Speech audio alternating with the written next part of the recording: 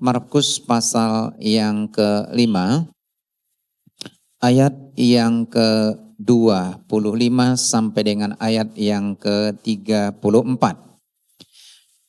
Markus pasal yang ke-5, ayat yang ke-25 sampai dengan yang ke-34. Saya akan bacakan, kita akan baca bersama-sama. Judul perikop ini adalah Yesus membangkitkan anak Yairus dan menyembuhkan seorang perempuan yang sakit pendarahan. Saya baca ayat 25, Bapak Ibu membaca ayat 26, kita akan baca secara bergantian. Ayat yang ke-25 adalah di situ seorang perempuan yang sudah 12 tahun lamanya menderita pendarahan. Dia sudah mendengar berita-berita tentang Yesus. Maka di tengah-tengah orang banyak itu, ia mendekati Yesus dari belakang dan menjamah jubahnya.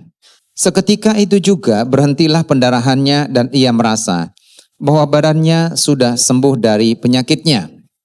Murid-muridnya menjawab, "Engkau tidak melihat bagaimana orang-orang ini berdesak-desakan dekatmu dan engkau bertanya, siapa yang menjamah aku?" Perempuan itu yang menjadi takut dan gemetar ketika mengetahui apa yang telah terjadi atas dirinya, tampil dan tersungkur di depan Yesus dengan tulus memberitahukan segala sesuatu kepadanya. Terima kasih. Bapak Ibu dan Saudara yang kekasih dalam Tuhan, saya seringkali melihat di YouTube ada sekelompok orang mungkin pecinta binatang ataupun hewan. Mereka berada di satu tempat untuk menyelamatkan hewan ataupun binatang yang sedang terjebak. Ada yang terjebak di lilitan tali, ada yang terjebak di pohon, bahkan ada yang terjebak di lumpur-lumpur. Dan mereka mencoba berusaha sedemikian rupa bagaimana menyelamatkan hewan-hewan tersebut supaya tidak mati konyol di situ, ya. Tetapi sangat berbeda. Kemarin saya melihat postingan seorang hamba Tuhan, teman saya yang juga sering khotbah di sini, yang sedang berada di luar negeri, memposting satu video di IG-nya dengan judul "Situasi sekarang ini membuat orang banyak berputus asa sehingga mencoba untuk mencari jalan pintas untuk bunuh diri."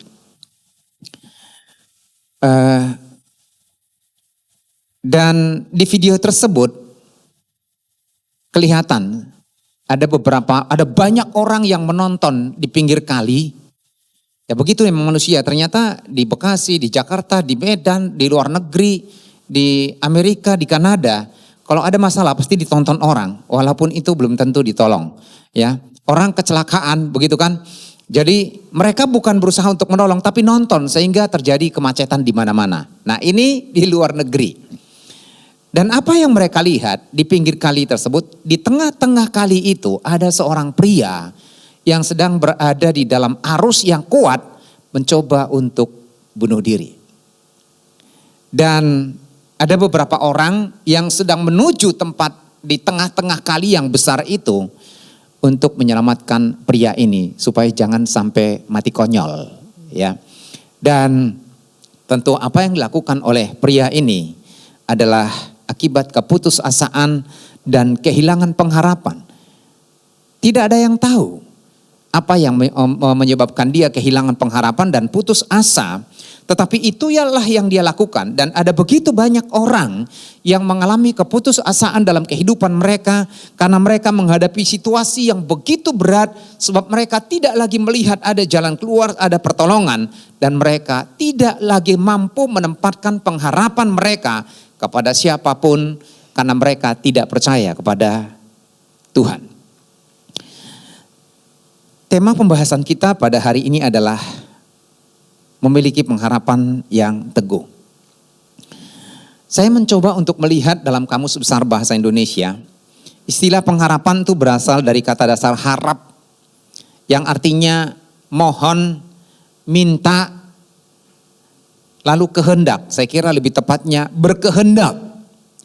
Tetapi ada juga tidak ditulis di situ berkeinginan, ya, ada keinginan. Jadi pengharapan adalah keinginan untuk mendapatkan, memperoleh sesuatu yang belum terjadi, tetapi diharapkan untuk terjadi. Dan itu artinya ketika seseorang memiliki pengharapan, maka ada satu proses penantian yang sedang dihadapi ataupun dilakukan oleh seseorang ini, sehingga sampai kepada tujuan ataupun cita-cita yang sedang dia bangun. Jadi kalau sudah ada di depan mata, maka itu bukan pengharapan. Ya, itu sudah fakta ataupun kejadian. Dan setiap orang yang masih kepingin hidup, masih kepingin menata hidup, masih kepingin merasakan dunia ini betapa getirnya, pahitnya, ataupun senangnya, suka dan duka dalam hidup ini, mereka adalah orang-orang yang masih memiliki pengharapan. Dalam pembacaan kita, ada satu kisah yang luar biasa. Tetapi sebelum itu kita melihat bahwa orang ini melakukan ini karena dia memiliki pengharapan. Kitab Ibrani berkata bahwa pengharapan adalah sauh yang kuat dan aman bagi jiwa. Ya, sauh yang kuat dan aman bagi jiwa. Itu ditulis dalam Ibrani pasal 6 ayat 19 sampai 20. Bapak Ibu bisa baca nanti. Saya kira istilah sauh bukan saus ya. Saus itu kuah untuk menambah rasa untuk makanan ya. Kalau ada yang tidak tahu saus nanti tanya Bu Suratin. Tapi kalau yang tidak tahu sauh nanti coba pergi ke Tanjung Priok atau mungkin di pelabuhan. Di situ ada sauh. Nah sauh itu berguna untuk menambatkan kapal supaya tidak terbawa arus ataupun ombak lautan. Jadi ketika satu kapal ataupun perahu sedang menepi dan berhenti di pinggir, biasanya ada tali lalu kemudian dilemparkan ataupun dibawa, maka di situ ada sauh supaya nanti kapal ini ataupun perahu ini bisa diam di situ, tidak bergeser. Meskipun ada gelombang ataupun ombak yang begitu deras. Jadi dia bisa terikat, tertahan di situ. Jadi penulis Ibrani mengatakan bahwa pengharapan itu adalah sauh yang kuat dan aman bagi jiwa. Ya, mereka yang memiliki pengharapan, maka mereka memiliki ikatan ataupun pegangan ataupun satu tempat bagi mereka untuk menaruh hidup mereka, untuk berdiam di situ. Sehingga hati mereka, hidup mereka, jiwa mereka itu menjadi aman.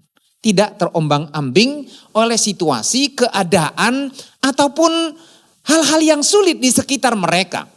Ya, jadi kalau kita memang menggambarkan kapal itu ibarat kehidupan kita, sedangkan sauh itu adalah iman kita kepada Tuhan, pengharapan kita kepada Tuhan. Jadi ketika kita mengikatkan diri kita dalam pengharapan kepada Tuhan, oleh karena kita memiliki iman, maka kita tidak akan terombang-ambing, kita tidak akan terbawa arus, kita tidak akan terhilang meskipun ada begitu daya tarik dunia ini, meskipun ada arus yang kuat hendak menyeret kita, tetapi kita akan memiliki jiwa yang aman dan tenang karena kita menaruh pengharapan kita kepada Tuhan. Iman dan pengharapan itu berbeda. Tetapi dua hal yang tidak mungkin bisa dipisahkan.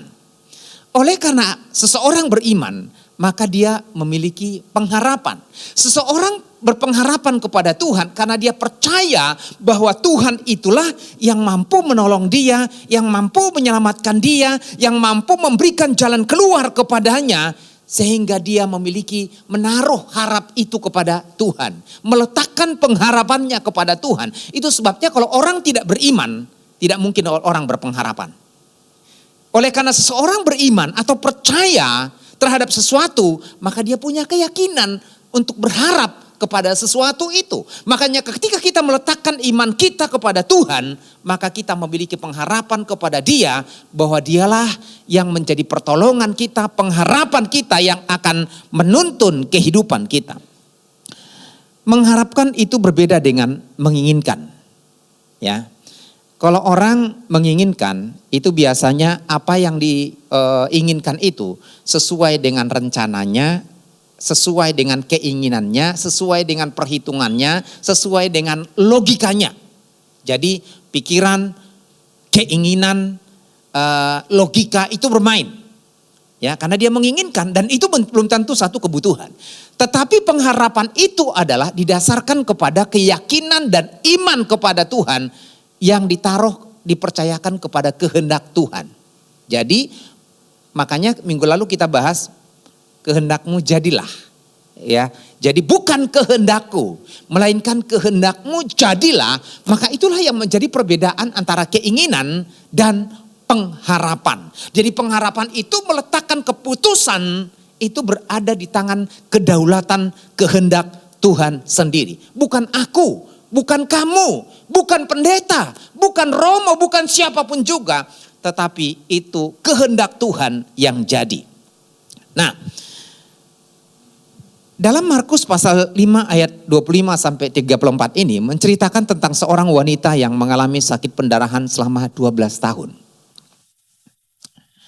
Bisa kita bayangkan 12 tahun mengalami sakit penderitaan. Itu situasi yang tidak nyaman, itu situasi yang sangat menyedihkan, situasi yang sangat berat. Dan setelah dia 12 tahun mengalami sakit penderitaan tersebut, wanita ini ternyata sudah mendengar berita-berita tentang Yesus. Kalau berbicara tentang berita-berita, berarti bukan hanya satu berita, tetapi banyak berita, banyak cerita yang sudah dia dengarkan tentang Yesus. Dan tentu salah satu yang dia dengarkan itu adalah bahwa Yesus berkuasa menyembuhkan orang sakit, yang lumpuh berjalan, yang buta melihat, bahkan ada banyak mujizat-mujizat lain yang dilakukan oleh Yesus. Dan mendengarkan berita-berita tersebut, maka akhirnya timbullah iman dan keyakinan dalam dirinya. Karena kitab Roma mengatakan bahwa iman timbul dari pendengaran dan pendengaran akan firman Tuhan. Jadi firman Tuhan yang dia dengarkan, cerita-cerita tentang Yesus yang dia dengarkan, itu menimbulkan keyakinan dan iman. Dan oleh karena dia memiliki iman dan keyakinan kepada Yesus, maka timbullah pengharapan di dalam dirinya, ya. Jadi mendengar itu, maka timbullah satu-satunya pengharapan yang terakhir itu diletakkan kepada Yesus. Dan pengharapan itu adalah dia sembuh, pulih kembali, dan pendarahan itu 12 tahun dialami akan berhenti, dan dia yakin betul itu akan terjadi. Saya bisa bayangkan seorang wanita mengalami haid cuma mungkin seminggu dalam 1 bulan, itu pun sudah repot. Ya, apalagi ada orang-orang tertentu, saya masih mengingat ada teman kuliah saya dulu. Jadi ketika dia mengalami menstruasi itu pasti enggak kuliah 2-3 hari. Karena dia mengalami kesakitan yang luar biasa. Ada orang yang seperti itu. Mungkin ada hal-hal yang tidak berjalan normal sehingga dia mengalami penderitaan yang seperti itu. Nah, ini Bapak Ibu, penyakit 12 tahun, pendarahan selama 12 tahun. Kalau sekarang orang sudah punya pembalut ataupun softtek. Nah, zaman dulu apa yang dilakukan? Mungkin kain. Begitu sangat tersiksa, saya bisa membayangkan bagaimana menderitanya orang ini selama 12 tahun. Tetapi justru dia meletakkan pengharapannya kepada Yesus karena dia percaya dan beriman kepada Yesus. Dan kita akan melihat di dalam pengharapan dan iman yang dimiliki oleh wanita ini, apa yang dia punya dan apa yang dia lakukan. Saya mengajak kita merenungkan ada 4 poin yang begitu sangat penting yang dimiliki dan dilakukan oleh wanita ini dan begitu juga sangat penting dalam kehidupan kita. Yang pertama yang dia punya adalah memiliki iman dan keyakinan yang kuat. Bukan keyakinan sembarang keyakinan. Ya, banyak orang mengatakan mereka orang beriman, mereka orang percaya, tapi justru mereka pergi ke dukun, ataupun ketika mendengarkan omongan-omongan orang, mereka menjadi bimbang, mereka menjadi takut, mereka menjadi berputus asa, mereka mengalami ketidaktenangan dalam kehidupan mereka. Nah, kita melihat Bapak Ibu, ketika Yesus merasa bahwa ada satu kuasa yang terlepas dalam dirinya, dia tahu betul itu, dan kemudian dia bertanya, siapa yang sudah menjamah aku?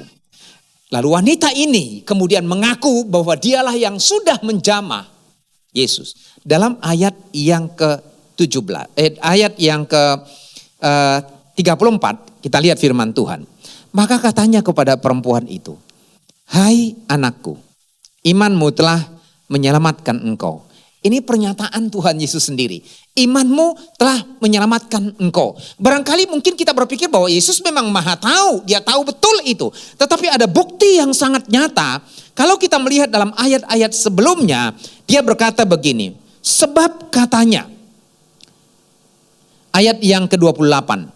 Asal ku jamah saja jubahnya. Aku akan sembuh. Nah ini. Asal ku jamah saja jubahnya, aku akan sembuh. Kalau selama ini orang mengalami kesembuhan karena Yesus mengambil ludah lalu kemudian ditaruh di di matanya, lalu mata orang itu kemudian dicelikkan, bisa melihat. Atau Yesus berkata, bangkitlah, angkatlah tilammu dan pergilah, orang itu kemudian sembuh. Ada banyak yang dilakukan oleh Yesus untuk melakukan kesembuhan. Tetapi ini Yesus tidak melakukan apapun juga. Tetapi orang ini hanya membangun, memiliki iman yang begitu tangguh dan kuat. Yang tidak masuk akal dan tidak masuk logika. Dan kalau memang kita berbicara tentang iman, seringkali tidak masuk akal dan tidak masuk logika. Kenapa demikian? Dia hanya mengatakan, asal ku jamah saja jubahnya, aku akan sembuh. Orang mungkin mendengar seperti ini, apa-apaan kamu itu, kamu sudah gila. Kalau orang mungkin berkata seperti itu. Apa itu mungkin? Itu mustahil.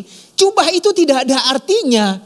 Makanya mungkin banyak orang akhirnya berpikir bahwa ketika mereka ketemu dengan seseorang yang mereka anggap mungkin punya kekuatan, punya kuasa, pegang ujung jubahnya aja juga aku sudah sembuh. Bahkan mungkin mereka bisa simpan barang-barang tertentu, lalu kemudian itu mereka berhalakan. Jangankan barang seorang tokoh yang punya kuasa ataupun kemampuan spiritual. Mungkin barangkali masih kita mengingat ada banyak orang yang mengidolakan seseorang. Sehingga ketika dia mendapatkan sesuatu, saya lupa mengingat ya siapa itu pernah salaman dengan seorang artis. Dan dia bilang berhari-hari dia tidak cuci tangan. Karena salaman dengan artis tersebut. Bahkan mungkin bukan merupakan hal yang asing buat kita. Ada seseorang yang mengidolakan seorang tokoh olahraga, mungkin pemain sepak bola, mendapatkan kemudian jersey orang itu. Dan jersey itu ditempel di kamarnya dan tidak pernah dicuci selamanya. Itu bisa terjadi, saya banyak menyaksikan hal itu. Beberapa hari yang lalu, saya melihat video presiden kita pergi ke Lampung untuk meninjau berita-berita yang sedang viral oleh karena jalanan seperti kubangan. Begitu ya. Lalu kemudian di perjalanan itu terbuat ajuk-ajuk gitu ya mobilnya dia. Lalu ada masyarakat begitu banyak menunggu di pinggir jalan. Lalu ada satu kesempatan Jokowi itu lempar barang. Ternyata dalam berita itu diceritakan Jokowi itu melemparkan kaos. Bisa dibayangkan bagaimana orang itu senangnya. Jangan-jangan itu bisa jadi berhala. Nah ini saya kutip lagi. Beberapa waktu yang lalu, Bapak Ibu kenal ya, Badai ya. Badai itu dulu remaja saya di Pegangsaan dan kita pernah undang di sini. Dia memposting di IG-nya perkataan orang. Dia bilang, orang ini berkata begini. Bang, karena abang akhirnya saya bisa mengarang, bukan hanya satu lagu, tapi begitu banyak lagu. Dia bilang. Lalu kemudian saya bersyukur banget. Tapi pertanyaan saya bang, boleh enggak saya kasih nama anak saya nanti kalau lahir Doa di Badai. Karena namanya itu sebenarnya Doa di Badai. Jadi bapaknya itu kan pendeta sebenarnya. Jadi waktu itu bapaknya lagi badai di kapal di tengah lautan berdoa. Jadi ketika anaknya lahir namanya Doa di Badai. Jadi sebenarnya kalau nama itu Badai kan sebenarnya aneh gitu kan. Sama aja itu dengan Ronggur gitu kan, ada nama orang Batak Ronggur. Itu Gledek gitu kan. Nah, boleh nggak nama anak saya nanti saya buat itu gitu. Saya pikir gini, wah dia keyakinannya adalah untuk sosok nama ini gitu kan. Ya, tapi itu terserah dia lah. Tapi yang saya mau garis bawahi adalah bagaimana orang itu begitu sangat mengagumi orang itu gitu. Nah, bagaimana seorang wanita ini ketika mendengarkan tentang berita Yesus, maka ada iman yang begitu kuat sehingga dia mengatakan, asal ku jamah saja ujung jubahnya, aku akan sembuh. Dan itu yang terjadi, Bapak Ibu dan Saudara yang kekasih dalam Tuhan. Itu yang terjadi. Dia pegang itu. Itu tidak tahu di mana sebenarnya rumahnya. Karena dalam kisah ini dikatakan, ketika Yesus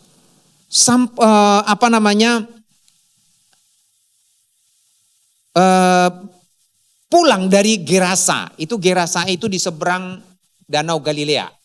Ya, Danau Galilea.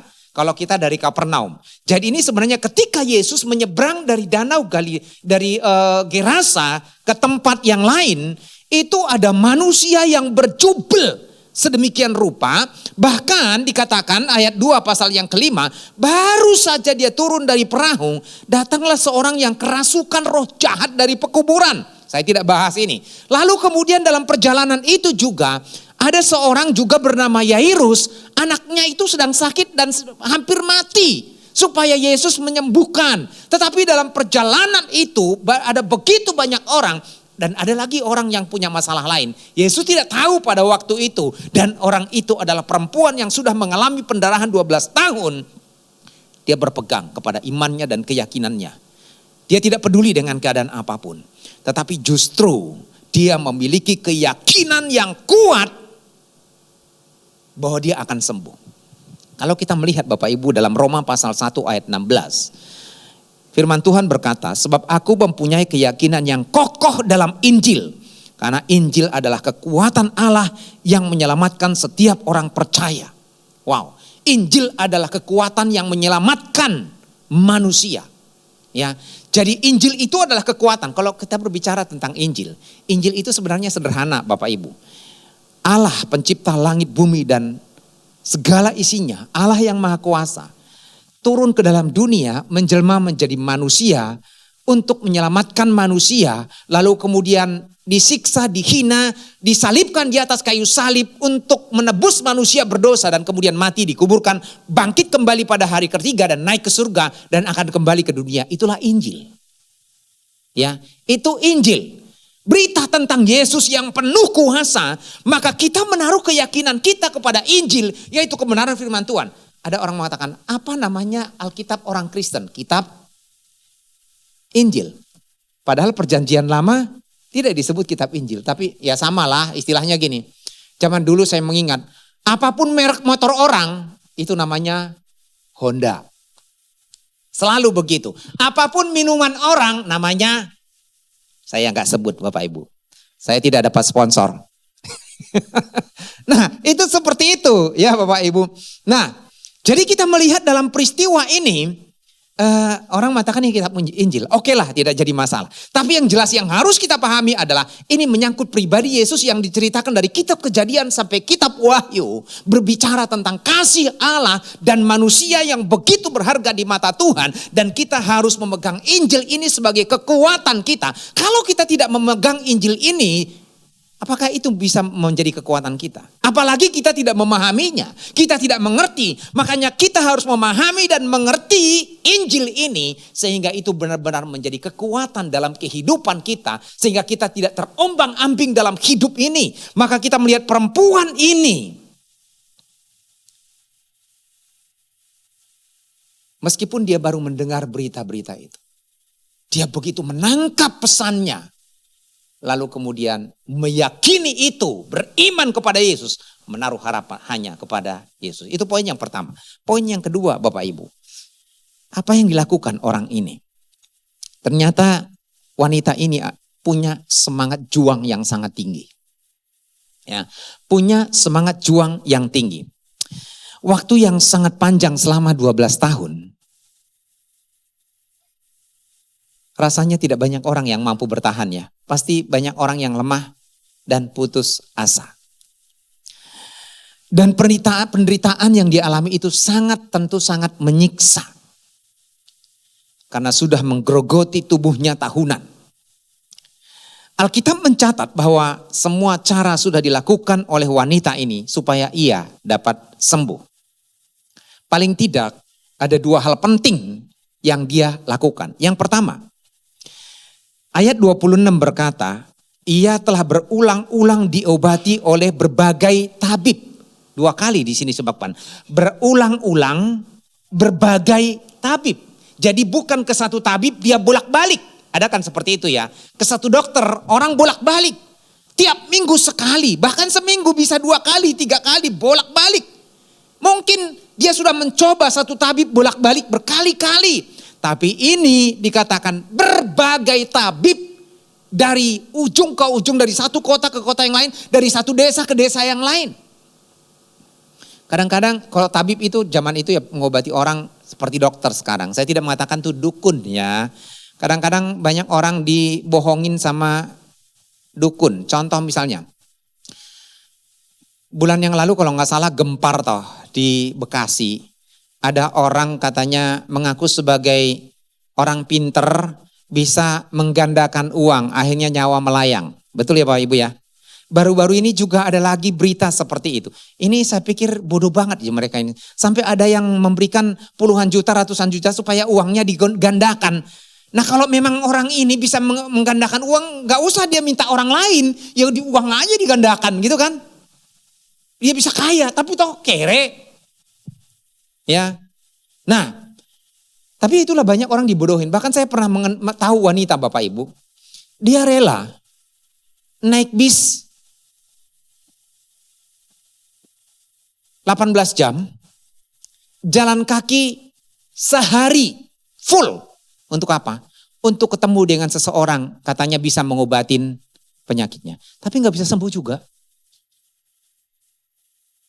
Ada banyak faktor yang bisa menyebabkan kenapa tidak sembuh. Ada banyak faktor. Mungkin Tuhan mengizinkan, mungkin juga karena dosa. Ada banyak hal. Ya kita tidak tahu, itu adalah Tuhan yang tahu dan itu adalah kedaulatan Tuhan. Nah, tetapi kita melihat di sini, sudah dia lakukan apa yang menjadi bagiannya selama 12 tahun. Yang kedua, semua yang ada padanya telah dihabiskan, tetapi semua tidak membuahkan hasil, bahkan sia-sia. Dan yang lebih pedih adalah kondisinya justru semakin memburuk. Wow, ini situasi yang sangat berat. Dan ini tentu mengingatkan kita Bapak Ibu. Ini mengingatkan kita. Ternyata sehat itu sangat mahal ya Bapak Ibu ya. Tapi kita ini seringkali konyol. Kita konyol seringkali. Seringkali penyakit itu sebenarnya kita buat sendiri. Betul gak Bapak Ibu? Banyak orang membuat penyakitnya sendiri. Contoh misalnya. Tuhan sudah mengatur supaya kita misalnya makan teratur. Tapi tidak makan teratur. Makan bisa nggak makan sehari, atau malah makan porsinya harusnya cuma sepiring, makan 5 piring. Bahkan rela bayar tiket ke luar negeri hanya untuk makan. Saya pernah tahu Bapak Ibu, saya pernah cerita mungkin. Rela bayar tiket 1 juta lebih, bahkan bolak-balik 2 juta lebih untuk makan Bapak Ibu. Makan sepuas-puasnya, makan dan makan lagi. Ya, pesta. Nggak peduli, bahkan saya pernah kenal seseorang sangat kenal Bapak Ibu. Dia suka makan-makan dan pesta. Tapi sebelum dia makan, dia minum obat. Supaya nanti ceritanya katanya gini, nanti makanan yang dia makan tuh, kemudian minyak-minyaknya itu terbuang semua. Jadi kolesterolnya tidak menyangkut di tubuhnya. Saya nggak tahu benar atau tidak, saya nggak ngerti. Tapi itu yang dilakukan orang. Tuhan menginginkan kita harus tidur 6-8 jam satu hari. Tapi yang kita lakukan, tidur hanya 2 jam. Keok. Ya Bapak Ibu. Tuhan menginginkan kita olahraga, tapi apa yang kita lakukan? Tidak pernah olahraga, sama seperti saya, jarang olahraga. Iya, karena kita lebih baik sekarang ini di tempat tidur ataupun mungkin di kursi sambil tang-teng-tong. Ada banyak aturan yang dilakukan, yang kita dapatkan, kita pelajari, tapi sulit untuk melakukannya. Dan orang berobat itu sampai habis-habis. Ternyata bukan hanya zaman sekarang orang habis-habisan berobat. Ternyata zaman dulu juga sudah habis-habisan berobat. Betapa pentingnya sehat. Makanya saya mau katakan makan yang teratur, tidur yang teratur, olahraga yang teratur. Kita bersama-sama belajar. Olahraga yang teratur dan semua yang teratur. Kalau kita sudah lakukan tapi masih terjadi juga, ya itu di luar kemampuan kita. Nah, ini dia memiliki semangat juang yang tinggi Bapak Ibu. Ada dua kesulitan yang dia hadapi Bapak Ibu. Kalau kita membaca dari ayat 1 Bapak Ibu, itu ada orang begitu banyak sudah berbondong-bondong mengikuti Yesus. Ada dua kesulitan yang dialami oleh orang ini. Yang kesulitan yang pertama adalah menerobos manusia, lautan manusia yang berbondong-bondong. Mungkin masih kita mengingat ketika Yesus kasih makan 5 roti 2 ikan, laki-laki dewasa saja 5.000. Belum laki-laki anak-anak, belum laki-laki ABG, belum perempuan, ibu-ibu dan anak-anak. Itu mungkin bisa sampai 15.000. Mengikuti Yesus. Itu berbondong-bondong orang dengan berbagai macam situasi. Datang orang yang sudah emak-emak. Ini udah emak-emak ini. 12 tahun sakit lagi. Saya gak bisa membayangkan 12 tahun sakit emak-emak kondisinya seperti ini. Harus menerobos ribuan orang. Kalau istilah orang bilang walahu alam. Iya kan? Ada banyak orang yang mengalami seperti ini. Kesulitan, tantangan itu tantangan yang harus dia hadapi. Jadi tantangan yang pertama adalah kerumunan orang begitu banyak. Yang kedua kondisi fisik yang sudah lemah. 12 tahun dia mengalami itu. Tetapi meskipun dua kesulitan ini yang begitu berat. Yang akan menghambat dia tidak mengatakan. Ada begitu banyak orang, ya udah saya di rumah saja. Saya tidak mampu berjalan. Kondisi fisik saya sudah lemah. Tidak ada orang yang membawa dia. Tidak ada orang yang menggendong dia. Tidak ada orang yang mengangkat dia, tetapi dia lakukan sendiri dengan semangat juang yang tinggi. Dia berjuang sedemikian rupa, dia hanya fokus kepada Yesus, pengharapan yang dia punya yang akan dia dapatkan, dan cita-cita itu dia perjuangkan.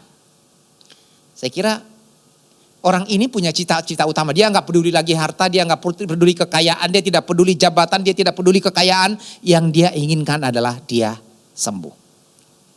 Mungkin kita sekarang sehat. Tapi kita punya harapan yang lain. Yang sekolah lulus.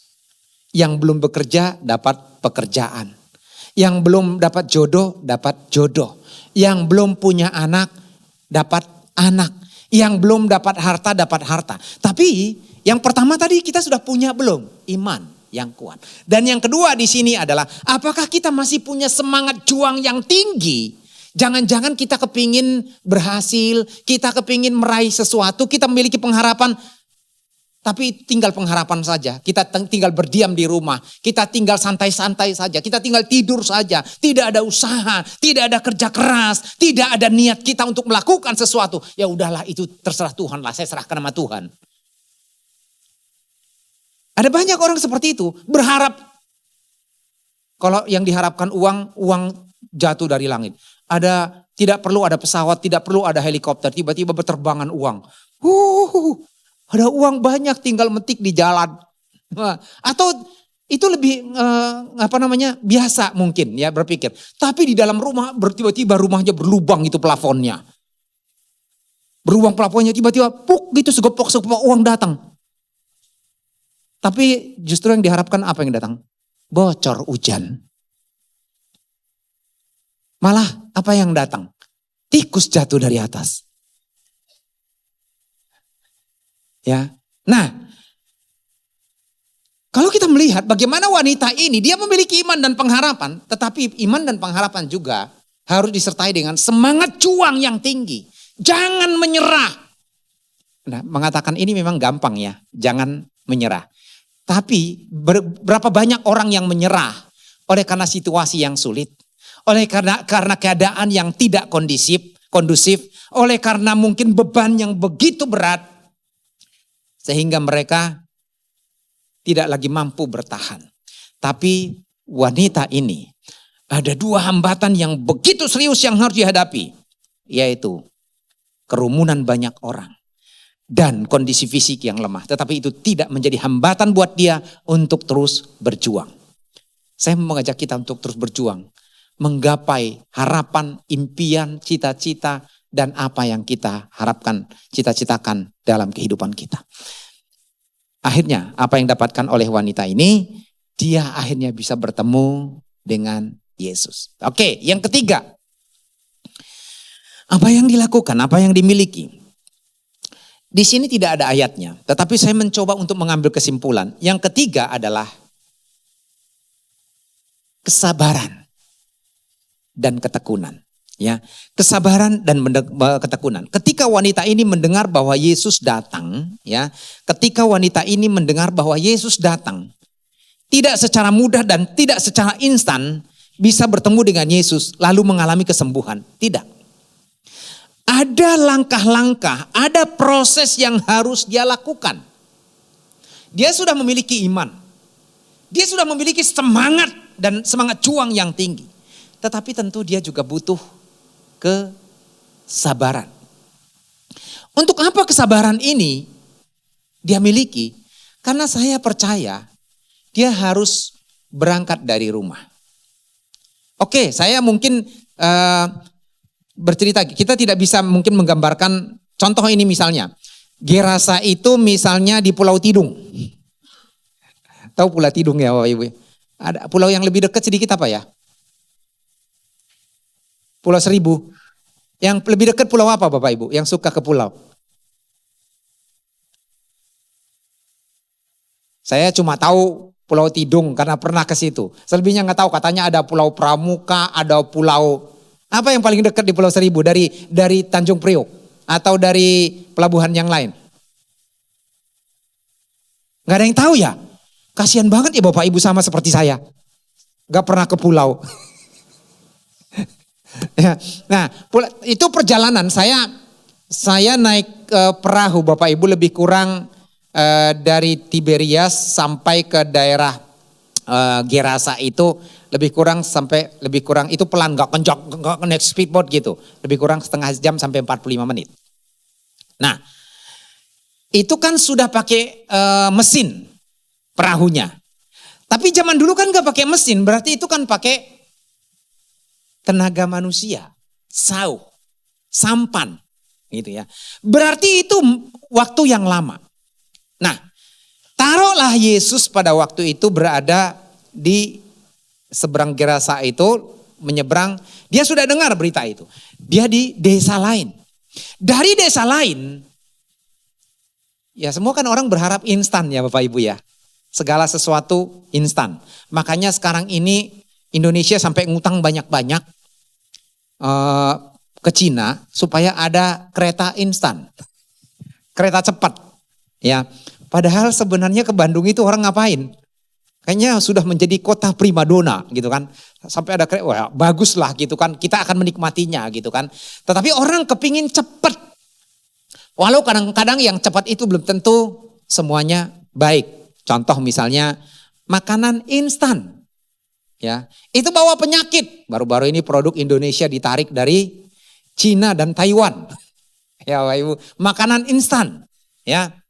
Nah, tidak selalu baik yang instan itu. Sama orang melayani, datang ke gereja karena duitnya banyak langsung instan jadi pejabat gereja. Ada seperti itu.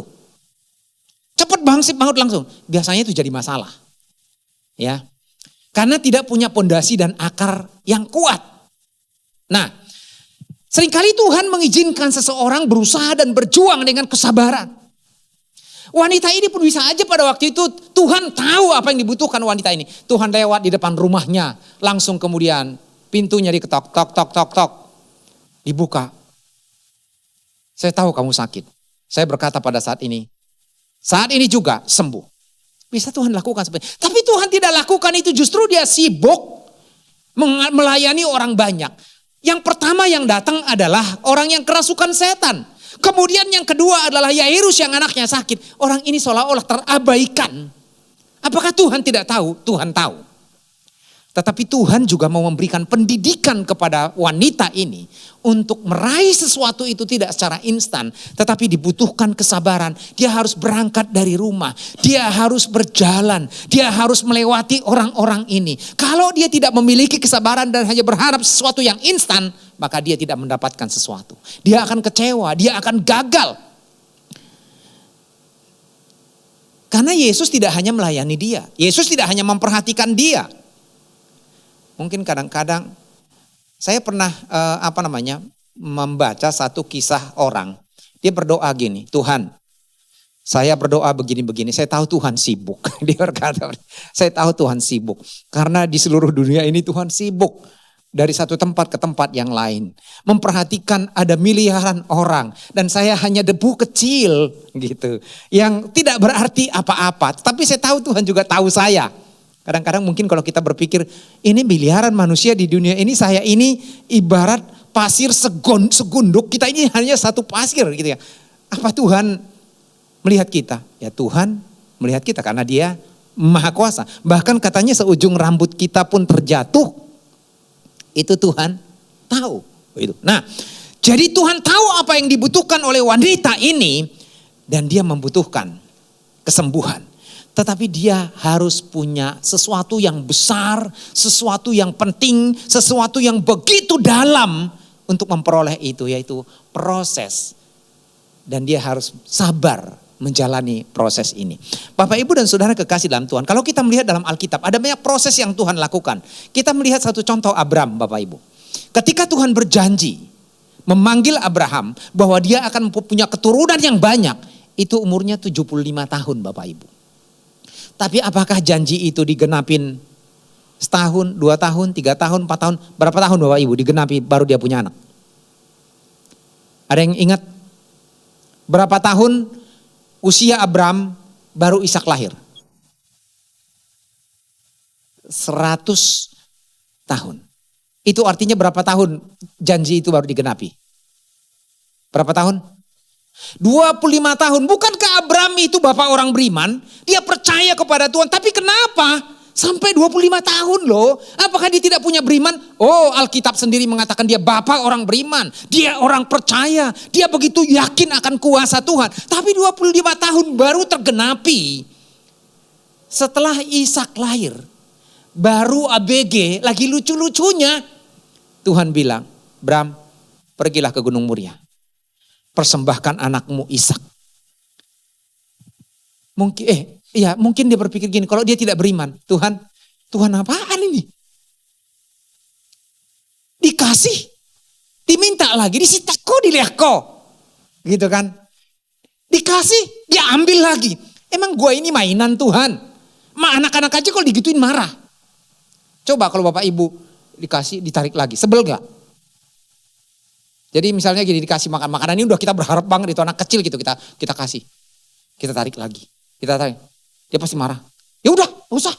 Gitu kan anak-anak sering kali begitu kan. Nah ini orang besar, seorang beriman udah dikasih, ditarik lagi, tapi dia enggak komen karena dia tahu bahwa Alkitab mengatakan bahwa dia percaya bahwa orang mati pun bisa dibangkitkan oleh Tuhan. Dia bawa itu Ishak, dia korbankan Ishak. Walaupun akhirnya karena Tuhan melihat Abraham, maka seorang malaikat Tuhan mencegah Abraham untuk mempersembahkan Ishak. Tetapi yang jelas 25 tahun dia harus sabar menunggu. Baru janji Tuhan digenapi kepada Abraham. Setelah itu kepercayaan Abraham mendapatkan ujian lagi. Tetapi kemudian Tuhan menggenapi janjinya. Bahkan oleh karena ketaatan Abraham kepada Tuhan, maka Tuhan akhirnya bersumpah membuat janji dalam Kejadian 22 ayat 15 sampai 18, Ibrani 6 ayat 13 sampai 15 bersumpah kepada Abraham bahwa Tuhan akan meneguhkan janjinya dan Tuhan menggenapi janji itu kepada Abraham. Kita membutuhkan kesabaran, kita memang butuh yang instan-instan. Tetapi ada kalanya Tuhan menginginkan kita supaya kita sabar menunggu jamahan Tuhan. 12 tahun. Ada yang berharap 3 tahun, 4 tahun, 5 tahun, 6 tahun, 7 tahun, 8 tahun. Ini 12 tahun wanita ini. Tapi Abraham berapa tahun? 25 tahun. Mungkin kita bukan 25 tahun. Tapi kita tetap harus memelihara pengharapan kita kepada Tuhan. Yang terakhir Bapak Ibu. Apa yang dimiliki oleh wanita ini? Kita lihat Bapak Ibu ayat yang ke-27. Dia sudah mendengar berita-berita tentang Yesus. Berarti setelah mendengar dia berangkat. Betul ya Bapak Ibu? Karena kalau dicatat semua ceritanya ini, kisahnya ini, nggak muat nanti Alkitabnya, bisa tebel segini nanti. Ya, nanti orang bosan bacanya. Kalau Harry Potter mungkin orang nggak bosan walaupun bayar mahal-mahal. Ya kan? Novel mungkin orang jadul, orang zaman dulu. Walaupun mungkin berseri kayak Koping Ho gitu kan. Atau misalnya itu yang kartun Jepang itu bukunya banyak. Yang ada dari kantong apa? Doraemon.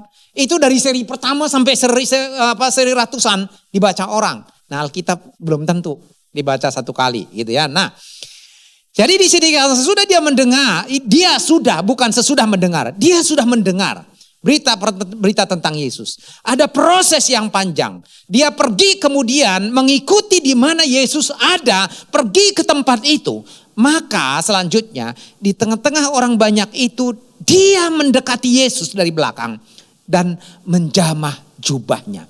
Poin yang keempat adalah dia memiliki tindakan iman. Dia memiliki perbuatan iman. Ya. Jadi yang pertama ketika dia mendengar tentang Yesus, dia sudah percaya dan dia bangun pengharapannya satu-satunya kepada Yesus.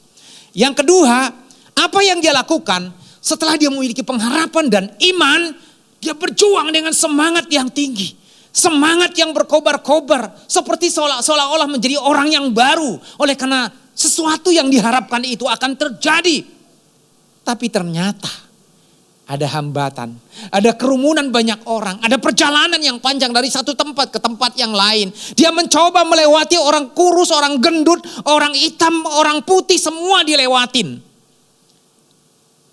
Dan itu merupakan bagian dan bentuk tindakan iman yang dia lakukan. Dia tidak kemudian di tempat tidur dia berkata begini, nasib. Udahlah capek saya. Saya sudah pergi ke semua tempat. Waktu saya membaca kisah ini Bapak Ibu, saya renungkan diri saya. Saya renungkan diri saya.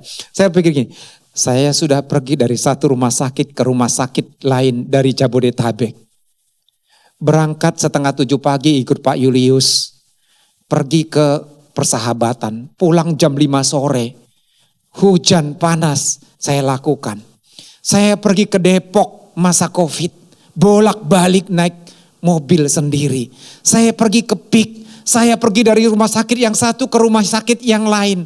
Semua sudah saya lakukan Tuhan.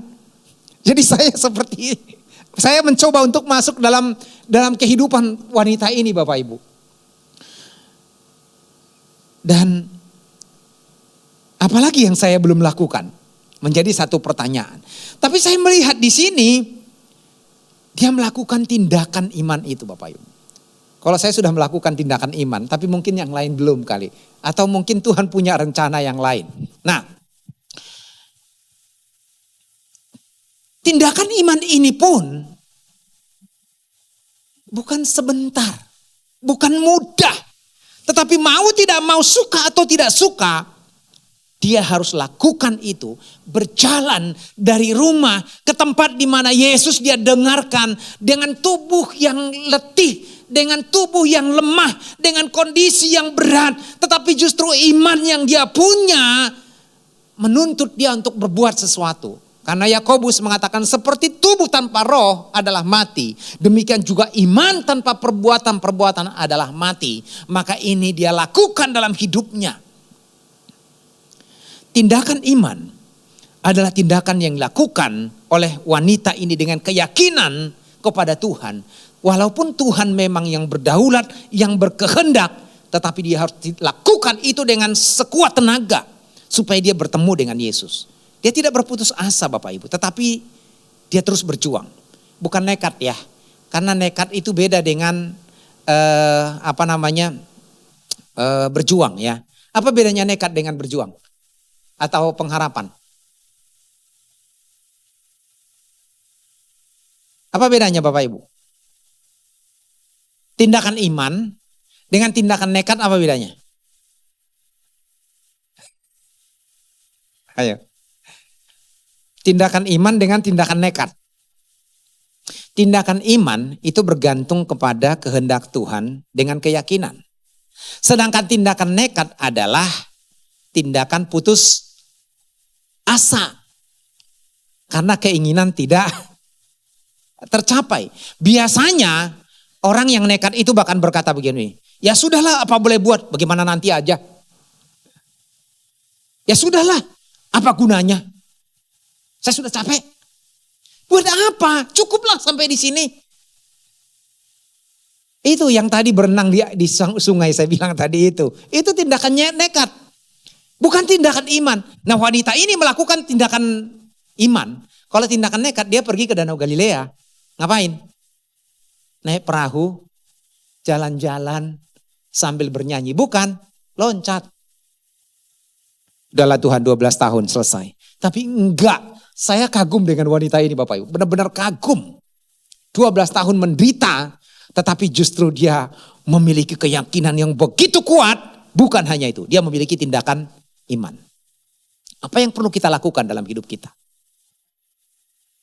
Ada banyak tindakan iman. Tuhan punya bagian. Kita punya bagian. Saya cerita Bapak Ibu tindakan iman yang sedang saya lakukan. Istri saya beberapa minggu membujuk saya untuk melakukan sesuatu. Saya bilang, gak lah ngapain, saya sudah capek. Ini juga tindakan sebenarnya bagian dari gak yakin.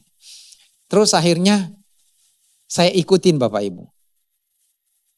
Dan saya pakai sekarang. Sampai saya tadi naik ke tangga itu, saya ngos-ngosan. Kenapa? Karena perut saya yang gendut, dipakein satu alat. Ditekan. Nah, itu saya lakukan tindakan iman. Saya percaya, apapun yang saya lakukan, kalau Tuhan berkehendak, yang penting itu benar, maka semua akan terjadi. Tuhan tidak, seringkali mungkin Tuhan hanya berkata satu kata-kata aja, kita berada di rumah, Tuhan sembuh. Tetapi ada kalanya Tuhan menginginkan kita berjuang, melakukan tindakan iman, melangkahkan kaki kita. Maka di situ Tuhan bekerja. Saya tidak panjangkan Bapak Ibu. Ada 4 poin kita belajar dari wanita ini. Yang pertama, iman yang kuat. Jadi membangun pengharapan harus disertai dengan iman yang kuat. Yang kedua, membangun pengharapan itu harus dibangun dengan semangat juang yang tinggi, bukan bermalas-malasan. Yang ketiga, membangun iman yang kuat harus dibangun dengan ketekunan dan kesabaran. Dan yang keempat, membangun iman yang kuat harus juga diikuti dengan tindakan iman.